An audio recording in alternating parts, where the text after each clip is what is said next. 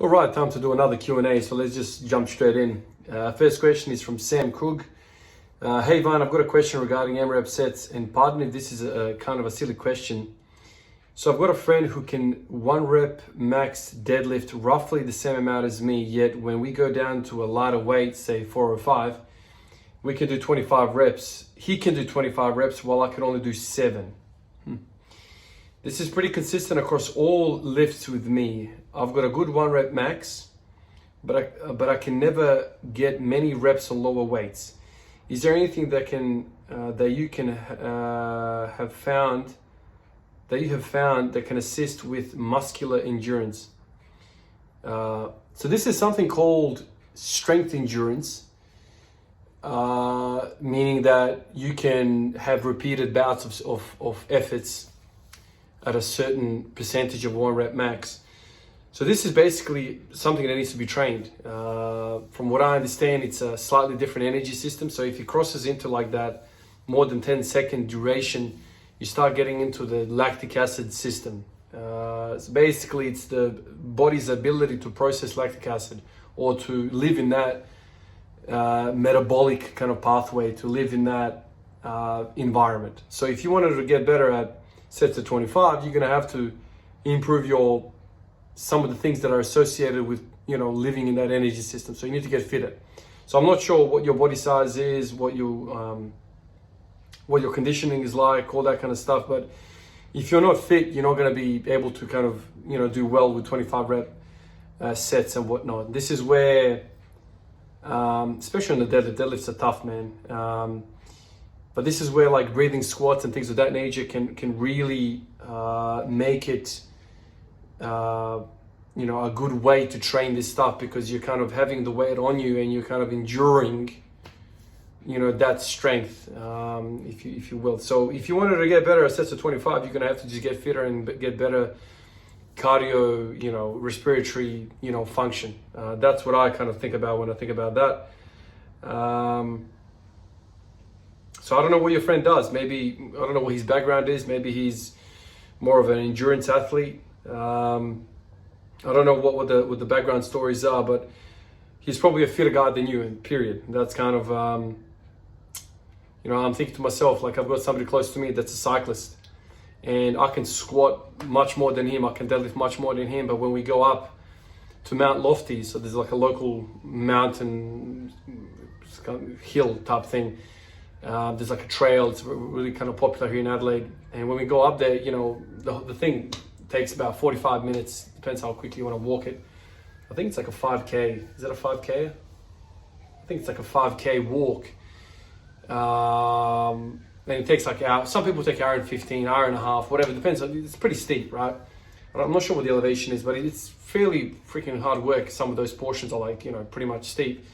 So when me and him go, he kills me, man. He absolutely murders me when we go to that. So I know that's a bit more extreme than a set of 25, but he's just got the ability for that repeated over and over, like sub-maximal exertion. That he's much better. Whereas with me, like, dude, I guess out in the first 15 minutes of that walk, I'm like already in lactic acid mode, because I'm not built, I haven't trained for those sub-maximal bouts. My whole thing is 1 rep max, so I can, he can deadlift, like, what can he deadlift? I don't even know. He doesn't train that thing. So I think last time we trained together was like 5-6 years ago, and he, really doesn't train this.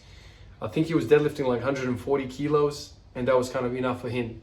Yet he can cycle all day, he can walk up the mountain all day, just absolutely murders me. So it's just different athletes, man, completely different athletes. Whereas you and your friend, he probably has a kind of a more fitter background, more fitter system than you do.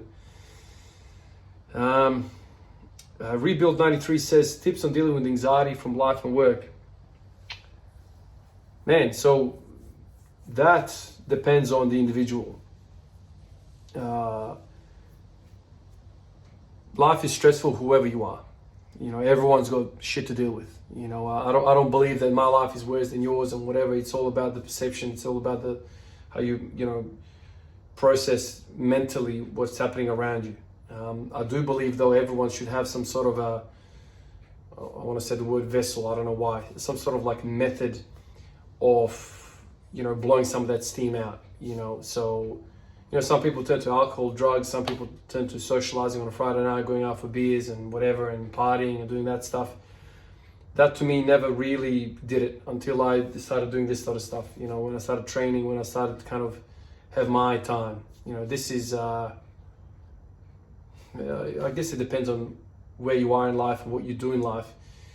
But, I work in an emergency department, man. Like, I've got a young family, so there's noise everywhere I go, man, so I really value these moments where I come in here and I just chill out with the barbell.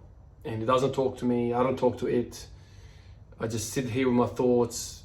I'm physically exerting myself onto that bar, so the physical endorphins, like the hormonal profile is kind of working for me while there's no stimulus coming in and there's no like stress coming in. So it's kind of like literally recharging my batteries. So, anxiety, life and work, absolutely, man. It depends on your character and who you are and what sort of personality you are. You're going to take on X amount of stress from your environment. Depending on that is how much you're going to have to offload. So it's whatever comes in needs to come out. If it doesn't come out, it causes disease. Panic attacks, anxiety, depression, all that kind of stuff can start to happen if you just keep everything bottled up. Some people talk, like I said, some people go socialize, talk to their friends about the day or whatever. I don't mind doing that either, man. That's not too bad. But for me, I just want silence and I want heavy ass lifting and I want another project that I can just think about. It's like a video game. It's completely removed from reality, man. Like lifting weights. That's how I feel. And it's just so refreshing in that sense. It just offers me something that, nothing else in my life has that effect on me. It's crazy, like maybe back in the day, my dad and his dad would have, or people of that age would go into the garage and, when I bought this house, there's like a workbench here. I don't know if you guys can see, it's like a workbench. I've kept it because I like old stuff and I like to have the previous owners set up. I mean, it was clearly an older fella. There's all this sort of stuff around the place, what he's kind of done, put up tools and whatever. And I see that and I'm like, that was his hobby. That was his way of kind of an outlet. My outlet is squat stands. I've got two of them, like a couple of bars. That's my thing. So I think everyone needs something. You just have to kind of look inside and work out what you are about. What you want to. What do you enjoy doing, man? If it's freaking video games, play video games. If it's lifting weights, lift weights. If you have more stress, lift weights more. That's as simple as it is to me, man. Roots B says, what movements do you suggest to do for somebody who sits for 12 plus hours per day? I drive Uber full time and drive long hours. Then hit a workout. GHDs probably, and reverse hypers do help loosen up. My hamstrings get really tight and I notice a pain in my lower back, right side, and top portion of my right glute. Do you think sled pulls are good to warm up with the fire to fire the glutes, or do you think lunges are better? Want to hear your thoughts on it. So I know from personal experience, like my dad, when we came to Australia, he couldn't kind of get the work that he did over there. So there was a whole bunch of time that he did, he was a taxi driver. Same kind of thing, 12 plus hours in the car.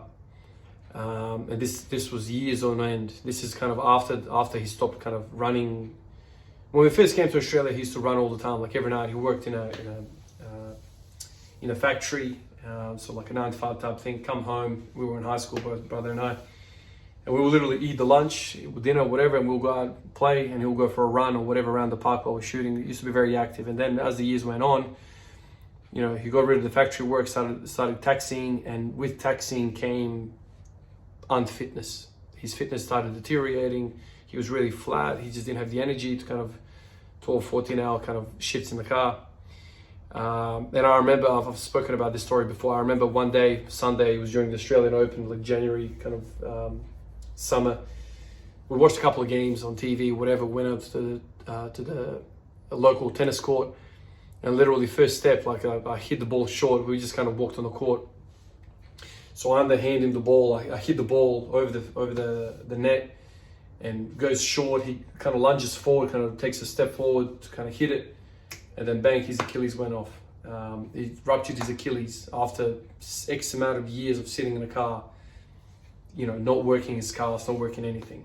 So his body atrophied to the point where he ruptured his Achilles, whereas before, like in his previous life, he was very, very fit. So I know the effects of taxi driving, of Uber driving, of being sedentary for such a long time. I mean, 12 hours being in a seated position, man, that's like a form of torture, man. Like I couldn't think of anything worse, man. Like nursing, for me, we're always on our feet, walking around. Like for me, standing is difficult, let alone sitting. Like I don't know how people do 9 to 5 jobs, period. And then I don't know how people like work as a taxi driver.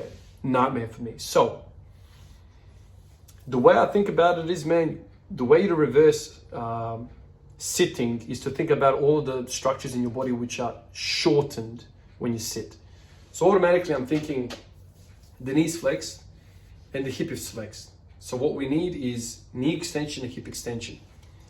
That's what you need. So to extend the knee, you need quads. To extend the hip, you need hamstrings and glutes. So you already mentioned back raises. I think back raises, especially for a fellow like you, man, I think you should have the freaking a hyper machine right next to your bed. As soon as you wake up, do like 5 sets of 20 or 10 or whatever you want to do just to get the freaking things going. I'll do that before work and after work if this is your job and there's no way out. That's something you can do all the time. Sled pulls, I know from Louis, listening to Louis quite a lot last few weeks, he swore by sled pulls. Absolutely swore by them. So that's another thing where it's a hip extension type thing, and you can do a lot of reps, and it's kind of unilateral kind of exercise. Lunges are good as well. Lunges are obviously really good as well. You can't really go wrong with any of these, as long as you stay, you know, along the lines of, I need some, you know, knee extension and hip extension, and you know, because I mean, how do you reverse 12 hours of sitting? You know, 2-3 sessions a week ain't gonna cut it. If you're putting in, you know, 60 hours a week of sitting, 30 minutes of work per week, you're not offsetting 60 hours, man. So if I was you, I would make this a freaking daily thing, man. You know, back extensions every single day, hypers every single day. That's what I would do. I mean, you guys know that I'm pretty extreme when it comes to this stuff. If you think about the ratios, pull to push pull ratios, Jesus, if you're thinking about sitting to activity ratios, that's huge, man. Like that is huge. And I know a lot of people out there are stuck in similar type of positions where, you know, they're a seated, sedentary type of thing, you know, taxi driving. That's crazy, man. So, you know, a lot of us in the world are stuck in this position. So I would say, man, 45 hypers is probably the best, or GHD hypers, anything to kind of that degree is probably the best way to go about it, because it's no axial loading. You just get going with it. And then maybe like once or twice a week you can squat or deadlift or something like that. But